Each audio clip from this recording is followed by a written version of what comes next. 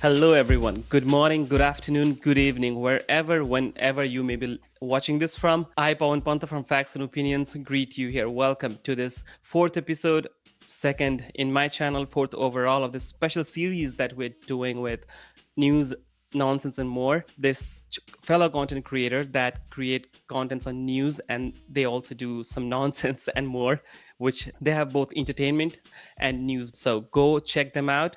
But before you go, please finish this episode until the end. You will have a lot of information. We're doing news of the day, news of the week, and may possibly also be news of the year here.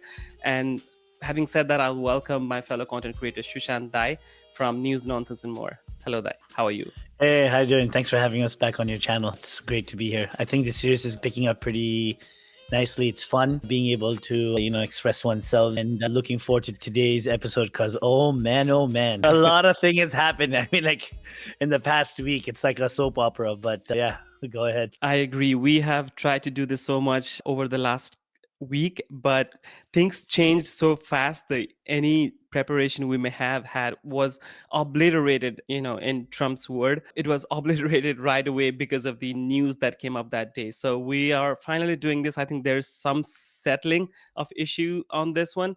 And we have on the screen here, Trump says Israel Iran ceasefire is in effect after deal was initially faltered, and which is why we're getting this chance to do this. The left, as you can see on the screen from Ground News, covers this as Donald Trump criticizing both Israel and Iran for breaking the ceasefire agreement, stating he's not happy with Israel and referring to both countries as unable to manage the conflict. I mean, what do you expect from two countries that have been on each other's throat for decades? And then Israeli Prime Minister Benjamin Netanyahu confirmed the US brokered ceasefire, stating Israel had achieved military objectives against Iran. We'll get into the details of it a little bit later, but that's how they are portraying it for now. And then from Iran's side, to their credit, President Masoud Pezeshkian, who was recently elected as a reformist, will also get into that later, stated they would respect the ceasefire if Israel also adheres to it. So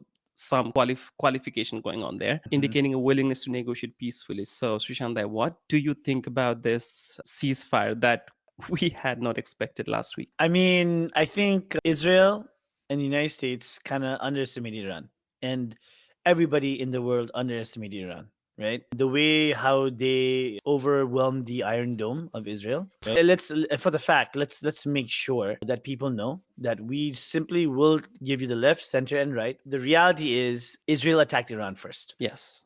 And Benjamin Netanyahu has been saying it for the past 30 years that they're going to build a nuclear weapon. They're going to build a nuclear weapon. For anybody, go and check. You can go on YouTube. You can search it. I mean, the guy had like, I don't know, dark hair, and now it's like white, and he's been saying the same thing with no proof.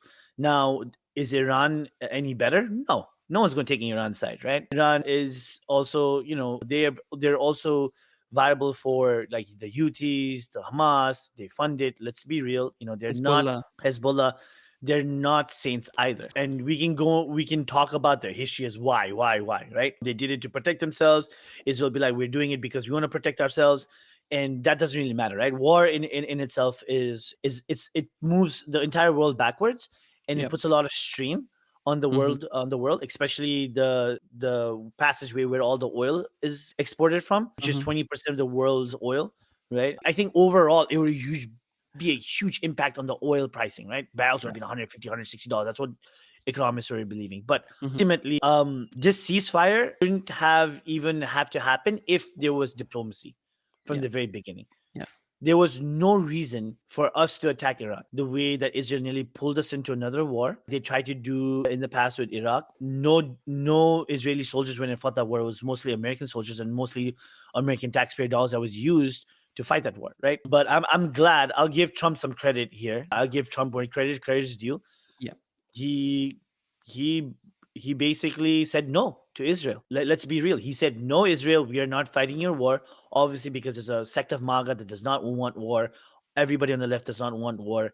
I don't think anybody wants war at this point in time, right? And I only have to blame Benjamin Netanyahu, huge warmonger, and Lindsey Graham. He should like get kicked out of his Senate seat. I swear to God. That is the biggest warmonger the U.S. Senate has, and he shouldn't be in a Senate seat. I simply cannot even understand like why he keeps getting voted in. But anyways, that's just my opinion on this. But if we go to the center, which I know, I loved how the left side also says not happy with Israel, like President Donald Trump, it was criticizing both sides, right? Yeah. But in the left side, you're just saying that I'm not happy with Israel. They didn't really focus on how he didn't criticize Iran. But if you actually go in the center, which is very surprising because a lot of centrists view Israel as an ally, right? Mostly centrists don't really look at both sides. The center says Trump announced a ceasefire between Iran and Israel and Iran after the deal was initially faltered. There's no mention of him criticizing Israel or Iran at this point in time. Yeah. China can continue buying oil from Iran as US ceases its maximum pressure campaign on Iran. Now it's making it seem like US did China a favor. That's what the wording looks like, right? Israel confirmed accepting the ceasefire proposal and reopened airspace, while Iran said a ceasefire was imposed after its missile strike. So from the center aspect, it seems more like the right aspect when I'm reading it, because it's painting Israel to be the good guy, because it's like saying, oh, Israel got attacked last, but doesn't mention anything about Israel's the one that attacked first and put us in this situation. And Yeah. Israel's the one who is like 100%. opening the airspace for the world, and they want the world to go back to normal. While Iran said, okay, fine, we'll do the ceasefire, but only after we struck last. So the center doesn't even make sense to me because it doesn't even have any factual stuff. And a lot of and if you look at it, 44% of centrist news is reporting this. Look at the bias data, right? I want the Yeah. viewers to see this. If you look at the bias data at the bottom, I don't know if you can go a little bit to the bottom, Mike, of the website, like no, a little bit top, sorry, where it says bias distribution, it's absolutely insane. Where it says 29% left, 44% center, and 27% on the right. Look at how the center eats up that portion of the news, because majority of the people are mostly centrist in this country, right? Yeah. But I'm intrigued for you to even read the right side, because the right side seems more fun. I mean, unless you have anything to add on these three dots that we see over here. Yeah, on this, China can continue buying oil from Iran was surprising, as to we're talking about economic sanctions as soon as the humanitarian crisis has not even started to be appeased. We will move on to right, and then we'll get into the nitty gritty of the history, context, and the Oh yeah, development that this issue, let's just yeah, put it mildly, has gone through the last few weeks.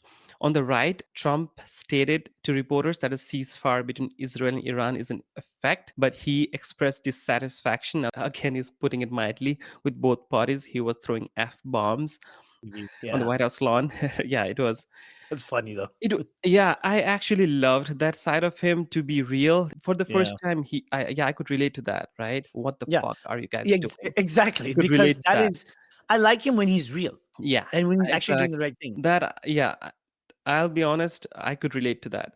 I cannot relate a lot with him on much of Yeah. the things, but that was very human like. Then Mhm. he criticized Israel for violating the ceasefire agreement and their actions after the deal, which is props to him. Not many American presidents have done that. And I'll go into Yeah. history in 1980s when even Reagan could not do that. So then Trump expressed frustration with both Israel and Iran, saying both don't know what the fuck they're doing. And he mentioned that all planes would return home while performing a plane wave to Iran. And that's funny. And Wright is covering that. That's yeah, Yeah. that's qualifies as news. Yeah. I mean, that's the first time from the right, like, they've actually like mentioned Israel and Iran equally being dumb. You know what I mean? Being bad, especially with Israel, like how he actually, the right side of the news is actually doing a better job than the center, because they actually are saying the fact that he criticized Israel for violating ceasefire. That means Israel violated ceasefire first.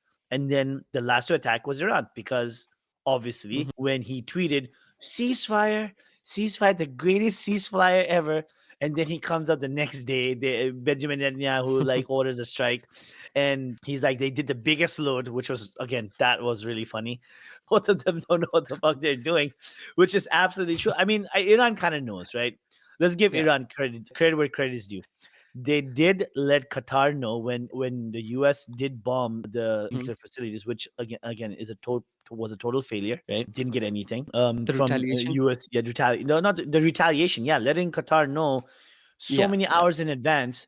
hey, we're Yeah. going to attack it. It's the same number of missiles. You have time to get all the people out. Mm. You can, shoot down those missiles too, blah, blah, blah. But it's something that we Yeah. need to do to show our people that we are not weak. Right. Yeah, And 100%. I think it was them taking an off ramp of the situation. They could not seem like they did not do anything after Isfahan, Natanz, and Fordo were bombed. They had to do something. It's a international face saving measure for them, and while also exactly. having an off ramp without hurting America, because that was the biggest American base in the Middle East. So attacking there is a statement on its own. But then they also let the Qataris know that it's coming. So it definitely looked like staged off ramp chosen to not escalate further, which I again give Iran prop for. It was, But it could have been much worse. Once US attacked the three nuclear facilities, I was bracing for impact, let's say, not literally, but I was now hoping, what will Iran do? Because this has never had happened in last 40, 50 years. There had never been a direct Iran and US confrontation on this scale. And yeah, I was apprehensive to say the least. yeah, I mean, Iran in this situation, even though they did attack, they did it in a way where it de escalated the situation more than Exactly. escalate the situation, right? Exactly. Because if you want to de-escalate, be like, listen, we can do this, but we're choosing to do this. We're notifying you so that way nobody in your side has casualties, but we want you to know we can do this. So if you are willing to go the extra route, if you retaliate after we are told you to do this, in the eyes of the world, you look like a bad person, right? Yeah. So I feel like world politics has become this social media game because everything is so televised, everything is so out there to share, you know what I mean? It's become more like a popularity contest and people are forgetting actual facts of what's actually going on. And I'm actually surprised after you looking at the right because a certain group of MAGA is like, we don't want war. We voted for you because you're supposed to be the peaceful president, Yeah. the no war president, right? And he was nearly getting criticism on that side. But the fact that the right also like mentioned that, I think it made huge sense and they did a good job with actually seeing the facts and whatever was said. I have a lot of criticism on the center side because I mean they're just saving face. They're being very biased towards a certain group of people. Let's be real. You know who they're trying to save face. They didn't mention anything about Iran being criticized because they know if they criticize Iran, they'll get called out for not criticizing Israel, Yeah. right? Yeah. And we And they we know cannot. why. So the YouGov polling last week showed that 60% of American adults opposed military involvement of the US in Iran, while only Mm. 16% who supported. So it was clear why President Trump would not want to go for a total all-out war in Iran. And I think to his credit, he has reined in Bibi Netanyahu, who for his own personal reasons, his government of alliance in Israel was faltering. So he wants to be this wartime president. He wants to be the Winston Churchill of our time, leading his country through wars and hopefully coming out victorious at the other end of it because of the mighty intelligence in Mossad, Israeli military, and not to mention the US support that they unrelentlessly get. We have to mention, before we go into that, we have to mention the war in Gaza, which is not a war anymore, but rather a genocide from Israel against the Palestinian people. As per The Economist, the magazine, the aid workers said more Palestinians are now killed while trying to get food from the aid rather than actual fighting. The Mm. war is in its 21st month, and there's a dire humanitarian crisis due to Israel's own blockade, and Mhm. there's non-stop bombing of the Gaza Strip. Each Mm. day 20 to 50 every day. Palestinian children, women, and men are killed there in Palestine. And it 100% looks like Netanyahu, the Israeli prime minister, is trying to use this war against Iran to save his dwindling coalition government. But there are credible reports. On this one, I'll have to say there were credible reports corroborated by multiple intelligence agencies that other past prime minister of Israel would also have made the same decision based on the presented intel from Israeli intelligence services on Mhm. existence of weapons of mass destruction of nuclear weapons, not the existence, but getting close to it in Iran. So there's that. I don't want to speak for Sushant, but I can definitely say Israel is the wrong doer in Gaza. It's a genocide there. But then we should be able to compartmentalize this war between Iran and Israel without letting us be more bogged down into what's happening in Gaza. We have to compartmentalize this. Most world leaders would, and I think they did as well. I mean, let's be real, right? Whatever is happening in Gaza is not a war. It's a No. complete genocide. The whole world knows this, right? And even the aid workers, first of all, they're starving them, right? Exactly. And when they're being starved, they're being shot. I mean, it doesn't even make sense. I don't understand what this government is even trying to do. Like, Yeah. they want to take Gaza, at least like have the decency to be like have some morals about it. It's human life. But then again, Mm. you know what? I think I was mentioning the other time the poll from the Israeli papers have it, right? Yeah. Yeah. They like 60% of the entire population of Israel, that's the right leaning, the centrists, and the leftists, believe that there is no innocent person in Gaza. That is including kids, right? That is the population of Israel. And out of the 60%, and 60% because there's also Arabs in Israel. Mhm. People probably think it's only all Jewish, but there's also Arabs, right? If you just take the Jewish population alone, 85% of them believe that there is no innocent person. And the way, I mean, and I'm looking at videos of how a lot of these Israeli like civilians are talking. They don't even say children, they say offsprings. And they're openly saying Oh yeah. stuff like, oh, we need to get rid of them because they're all terrorists and they're offsprings as well. And they have this belief system, just like someone back in the day used to say, if you don't get rid of the offsprings, then they will come for revenge. So if you know well enough that they'll come for revenge, that means you have a certain idea of what you're doing is wrong. Wrong. Why put them through that atrocities if you already know the consequences of it? Exactly. Like, it does not make sense to me. And when people try to defend that, I just don't know what to say. And it's doing even more detrimental towards their own people. Look at how the world views Israel. And I don't think the Israeli people are bad. It's just that what they are shown is propaganda. They've been indoctrinated that way, right? They've been indoctrinated that way to think that, yes, people will say, oh, but rockets are flying over, blah, blah. Yes, it's been flying from Hamas, and the people are not Hamas. Even if you elect officials, like for example, if Benjamin Netanyahu starts a world war or something like that, which he's nearly tried to do with Iran, right? Mhm. Are we supposed to blame all citizens because they all voted for him? That doesn't make sense. You cannot use that type of logic when people try to like use that other logic the other way. It doesn't only work one way, it has to work both ways. And a lot of the people that come and defend this type of atrocities are literally either they're paid a lot of money to spew the same thing again and again. But let's be real, it's not the Jewish faith that's bad, it's the leader of that country. Benjamin Netanyahu is a liar. I have no problem saying this. He is a lying sack of shit, because 30 years to say Israel's nearly has a nuclear weapon, because it doesn't make sense. Yeah, so when you are thinking about Iran, it is important to contextualize how the US and Iran became enemies. Oh I know yeah. they were allies at some point in time. Sushanta, would you like to Oh, enlighten us with some of I these? have I have done some extensive research on this. Okay, let's I go. mean, it is a lot of people don't know the history of Iran, right? And a lot of people don't even know that Iran was a neutral party in World War II. And do you know who invaded Iran in World War II? It wasn't Germany. It was the British and the Soviets, right? Why? Because they needed oil to fight the war, right?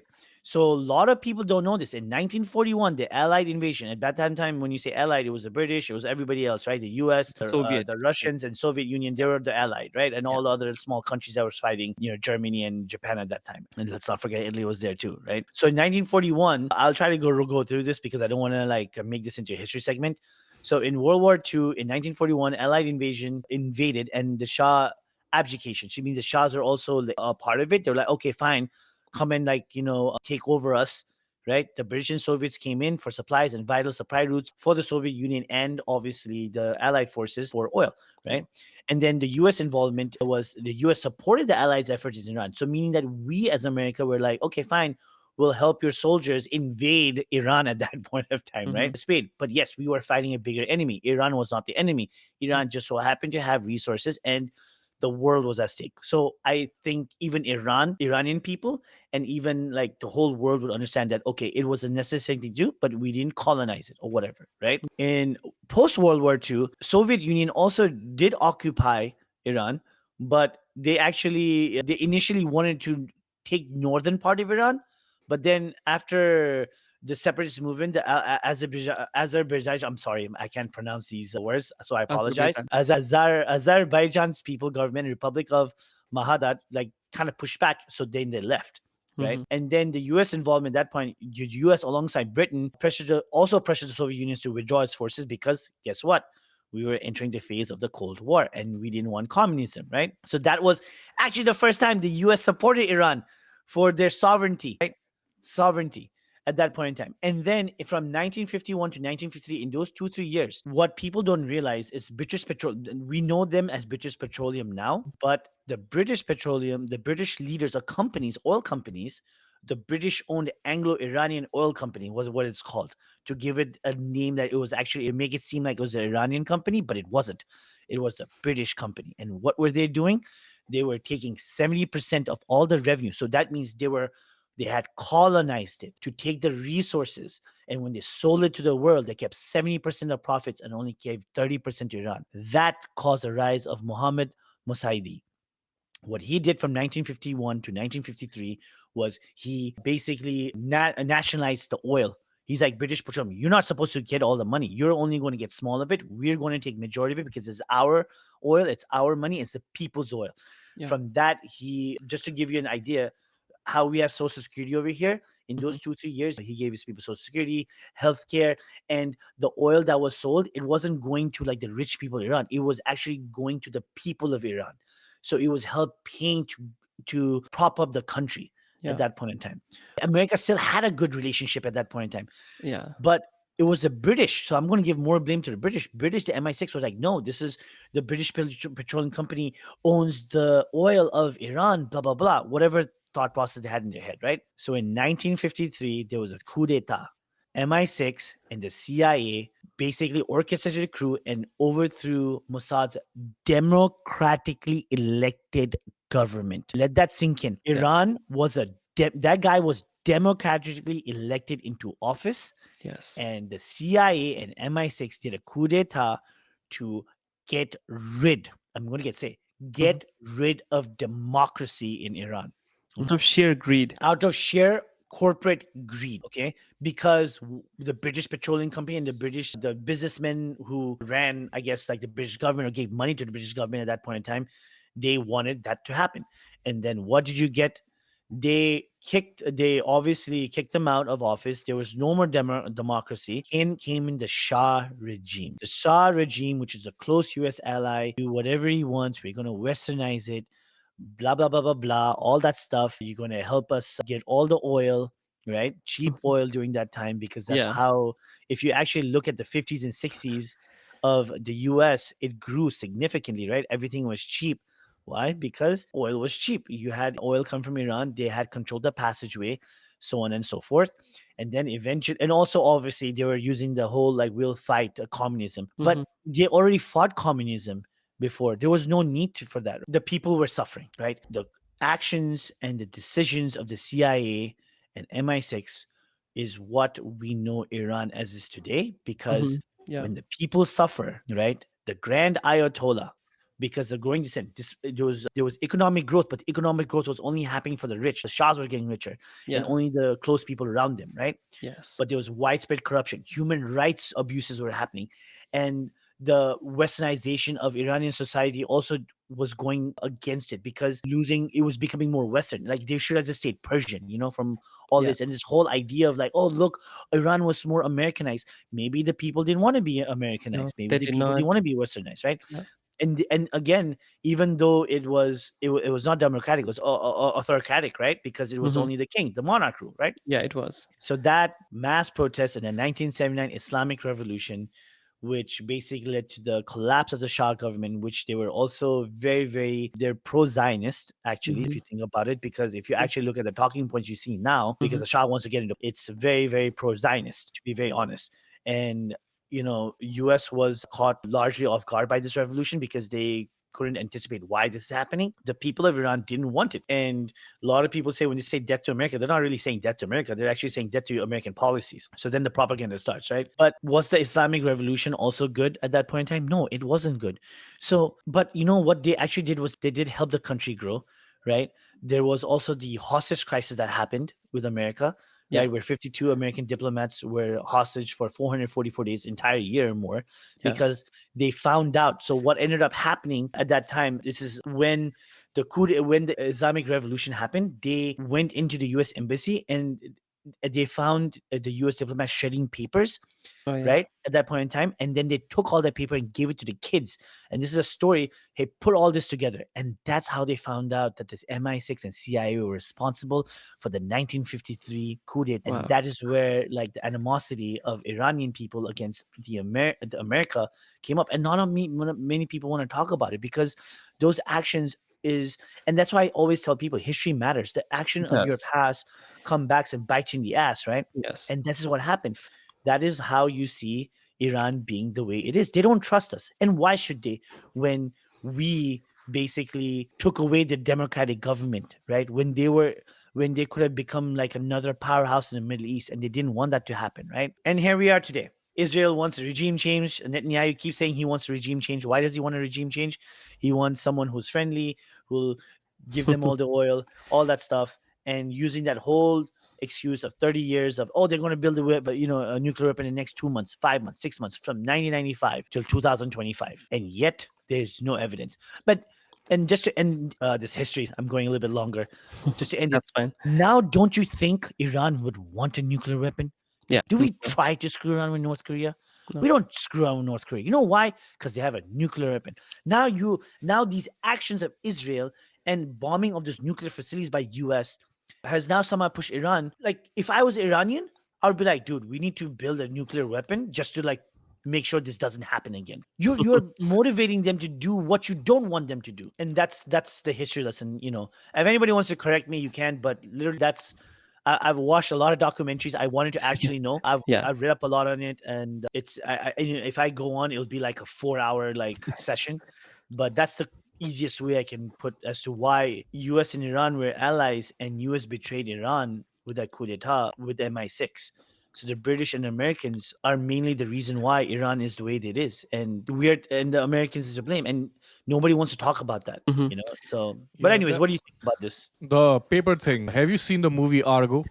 Have you guys I seen the movie? have. Yeah, Yes. it's shown in True. Argo. It's a Oscar-winning movie. Shows the CIA rescuing 6 Americans by like the guy comes as a movie director and takes out the 6 Americans from the U.S. embassy over there. They tear up all the papers and they reassemble. The kids reassemble all the papers like by finding it. Yeah. That's in that movie Argo. Yeah. So bringing back to the Iran hostage crisis, because that's our topic today. That's also one of the prime reasons why Jimmy Carter, the then U.S. president, also did not win his second term against one Ronald Reagan, who went on to lead America for next 8 years. It's an interesting factoid out there. So do check it out how the Iran hostage crisis unfolded and look up about October surprises. I think that's when October surprise term was first coined in US presidential election. We'll come back to this context that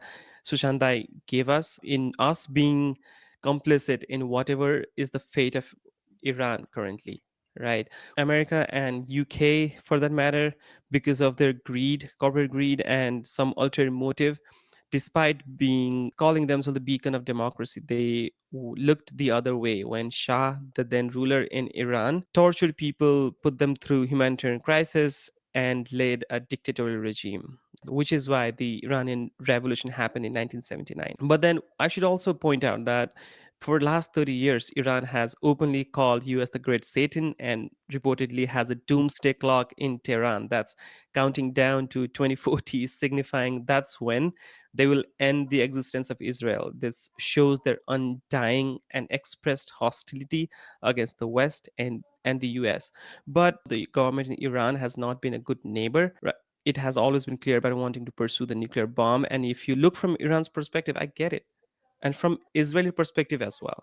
I get their apprehension, as Iran literally has the rhetoric that they want to rain down fire in Israel. So there is no easy answer in this question, right? The diplomacy is hard, diplomacy is tough, which is why we talked about JCPOA, the deal Obama had done back in 2015. It was not perfect, 100% it was not, but it was working, and that was the point.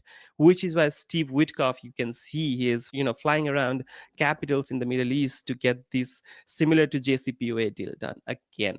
But then what this bombing has done has pushed Iran further to the right. Now, what has happened has Iran had clergy, the Ayatollah ruling. Now he has delegated the decision making to the IRGC, which is a military hardline. They are even more hardline, and they have youth on their side, right? They will be there for a while. I mean, think about it, right? You got young guys with amazing egos, high Mhm. egos, right? You attacked us, we're going to attack you back.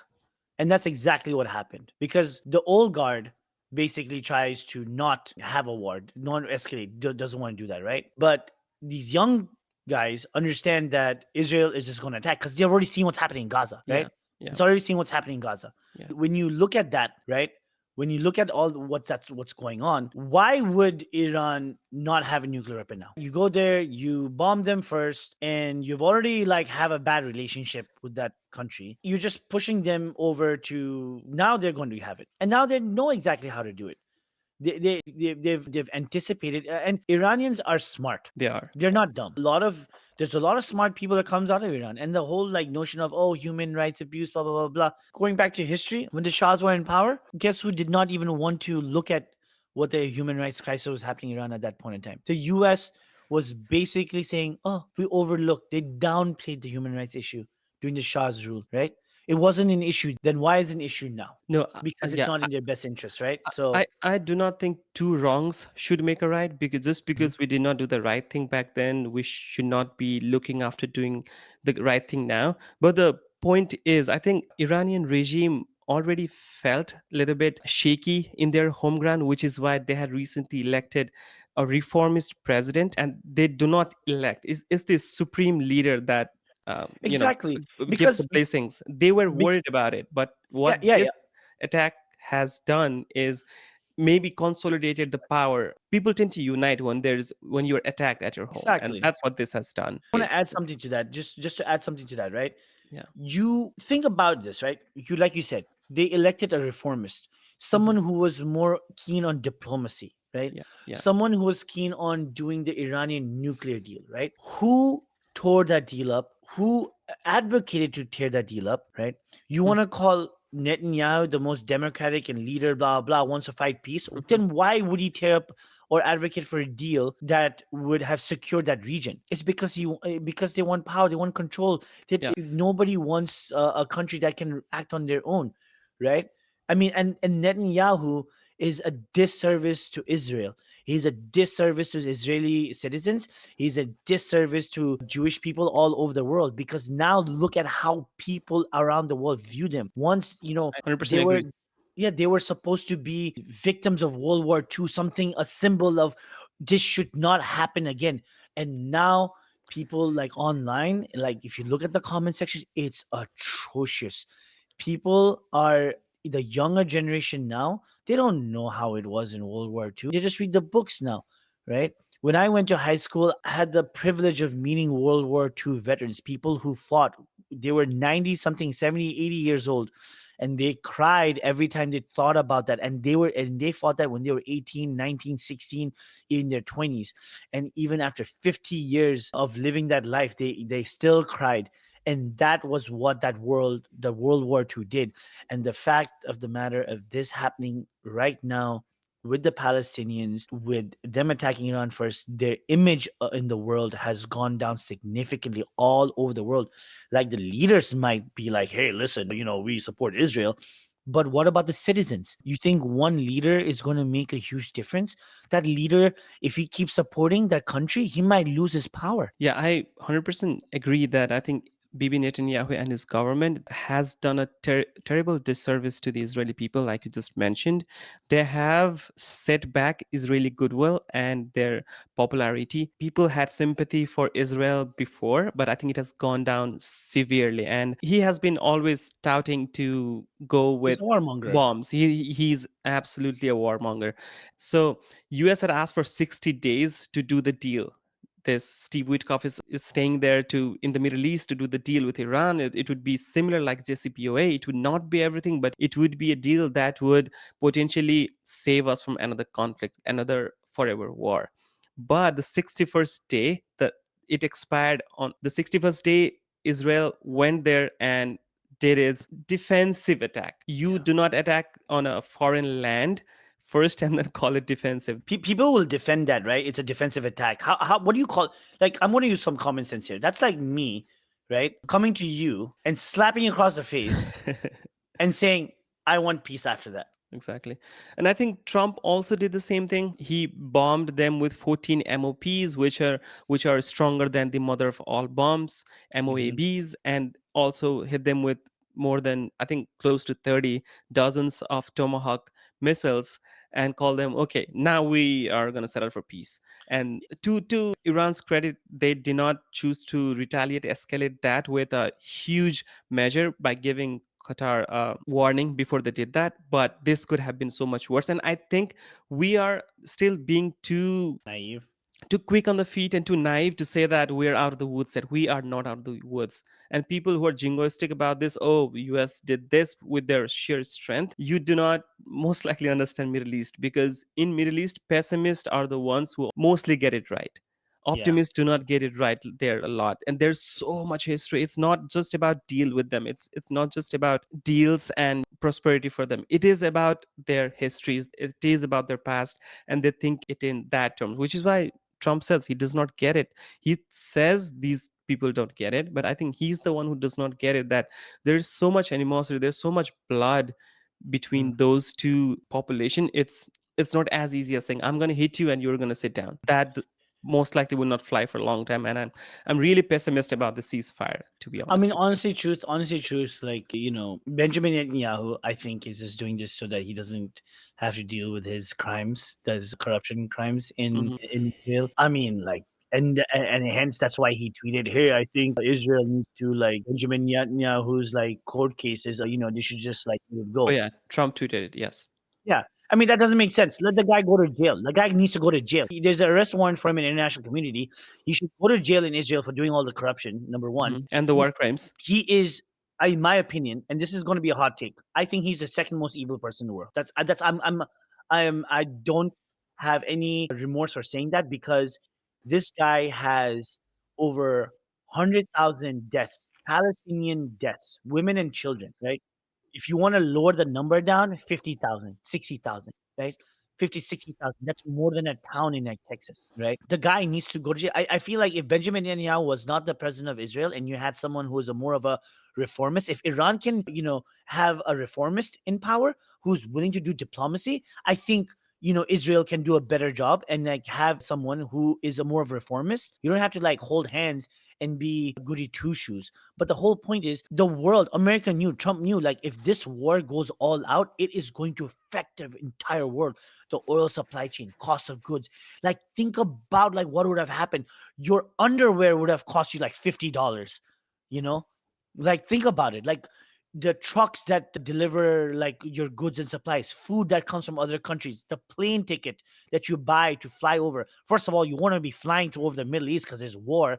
And if you wanted to take another route, guess what? Everything goes up price. People don't understand the economic constraints of what can happen. And electing leaders like this in countries like Israel, right? Benjamin Netanyahu, and now Iran, it's not going to do any better. Because you know why? Now they're like, okay, the reformists, now we need to build, like, a nuclear weapon. And it's going to cause more issues in the long run. And that's my take on it, honestly, truth. And I'll let you go ahead and, end it. But I get more, like, triggered by what's happening. And you know what? And I'll give Trump where Trump is due, right? He's not listening to Benjamin Netanyahu. Is he the smartest? No. I don't think he did a really good job. He should have never attacked in the first place because that's money, taxpayer money. It got wasted for nothing. Nearly created World War III. But I give him credit to the point where he's not listening to Israel. He's not listening to Benjamin Netanyahu. He's asking for a ceasefire because he understands, at least that much he understands, or maybe people around him have told him, bro, don't do this because, first of all, your supporters don't want this to happen. You do this, it's going to cause chaos everywhere, and everything in America is going to cripple down. Right. And obviously his allies probably already told him. I'm hoping that that's what they told him as well. But overall, I think that Trump will make sure he'll impose a ceasefire. But I have a little bit of a conspiracy because Mossad, being the intelligence agency of Israel, I wouldn't be surprised to leak some stuff about Trump if he doesn't listen to Trump. Because if Trump doesn't do anything that Netanyahu, Israel wants, I have a feeling it is sad to say he might be a victim of some leaks that might happen. Because Mossad is, let's just say, they're like the CIA and MI6 of Iran. But with that being said, you can take it over, Pawan. So I will not comment on the supposed compromise that Mossad may or may not have on Trump. I do not want to engage in conspiracy here, like Sushant did. But I know what we know currently is the leaked intelligence says that still Iran still has dozens of missile launchers. Those are not nuclear bombs by any means, but those are the payload delivery system. So they have those. They have the knowledge on how to do it, and there's a heavy speculation on the intelligence community that Iran still has a huge stockpile of enriched uranium stashed away. Credible reports have suggested that US's attack have only maybe pushed the Iran's nuclear ambitions for few months, maybe years at best case scenario. So we're not out of the woods. And this is a big if the ceasefire holds and the Iran and the rest of the world can reach an agreement on nuclear non-proliferation in return for uplifting sanctions, then I think this could be a major win for President Trump. To his credit, he has at least attempted, like we talked before, to rein in Bibi Netanyahu in private and in the public. And I think Bibi has obliged for now, but he has dogged US into another war by admission of US's own vice president. So there we go. Like I said, of the Americans, only 16% support our military involvement, 60% do not. I don't think that has changed so much between last week and now, maybe even gone up higher, because I know for a fact Americans do not want war, another forever war, especially in the region that we do not understand culturally, historically. Not a lot of Americans have read all the entire history that you just spelled out here, Sushant, for us. So there is so much unknown there for American people that we do not want to get there, because we have our own problems at home. We have too much to solve, right? To put a fine point on it, I think we do not know where this might go in the next few days, but we'll keep a closer eye on it. And if you want to understand the depths of it, like we just explored right here, do make sure to subscribe to both of our channels. We do this weekly on each other's channel, and we will discuss different topics all across the world, usually centered around the US, but it will move on from US also. And if you found this interesting, please do like, share, and subscribe. And Sushant, if you want to do your own self plug here, you feel free to do that. I think you hit the nail right in the coffin. Definitely, guys, we do this for you. We're independent, as independent you get. You'll get us our reaction. So please like, comment, and subscribe. Subscribe to both our channels, Facts and Opinions with Pawan, and News Nonsense and more. We'll do our best to give you all the news from all the three different angles, and we'll do our best to do it, wrap everything up on a weekly basis, the top news. And hopefully with your support, we can dish out more videos. So yes, please like, comment, and subscribe. The more you watch, it helps us becoming more independent so we can keep doing more videos. Yes, one subscribe can go a long way, and it helps us in so many ways. Please do that. All right. Thank you. I'll see you in the next one. All right, guys. Facts and Opinions.